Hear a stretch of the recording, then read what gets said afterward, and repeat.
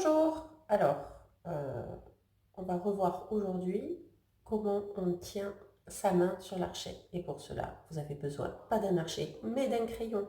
Cela suffira.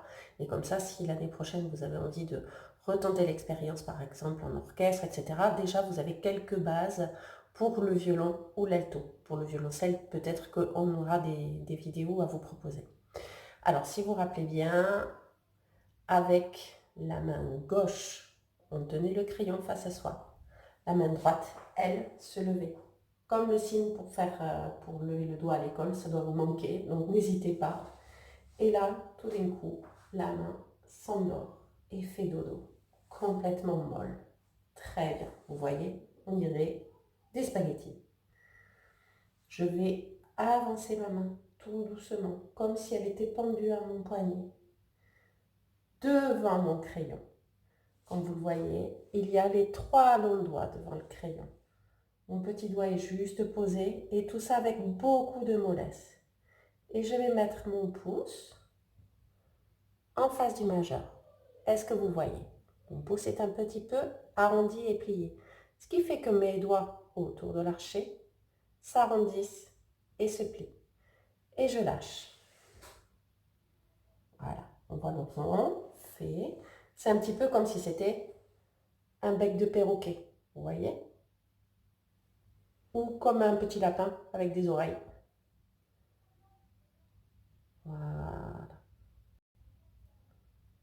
À partir du moment où on est placé comme ça, on peut faire quelques exercices pour voir si l'archet et les doigts tiennent bien dans cette position. D'abord, il y a l'essuie-glace, comme un essuie-glace de voiture. Il y a aussi au revoir avec le poignet. La mayonnaise, comme si on touillait pour un bon gâteau. Et lorsque j'ai fait ça, lorsque je pars en promenade avec mes parents, je peux ramasser par exemple un bâton qui est assez long et donc qui va avoir la dimension de l'archet. Je fais de la même façon. Avec ma main gauche, je tiens mon bâton en face. Ma main droite se lève comme si elle disait « Au revoir la maîtresse, bonjour maîtresse ». Je laisse pendre la main. Je ramène au bout du bâton. Vous voyez, je ne suis pas au milieu, hein, je suis plutôt au bout. Je pose mes 3 longs doigts. Mon petit doigt comme s'il était juste posé arrondi et mon pouce en face du majeur. Et voilà, j'ai une baguette qui est un petit peu plus longue. Alors pourquoi je prends une baguette un peu plus longue? Parce que je suis allée chercher, vous voyez, c'est ma cuisine, je suis allée chercher mon rouleau de sopalin. Qu'est-ce que je fais avec mon rouleau de sopalin? Bon, je ne fais pas de la musculature, mais je vais venir poser tranquillement mon rouleau de sopalin sur mon épaule. Et je vais introduire ma baguette à l'intérieur.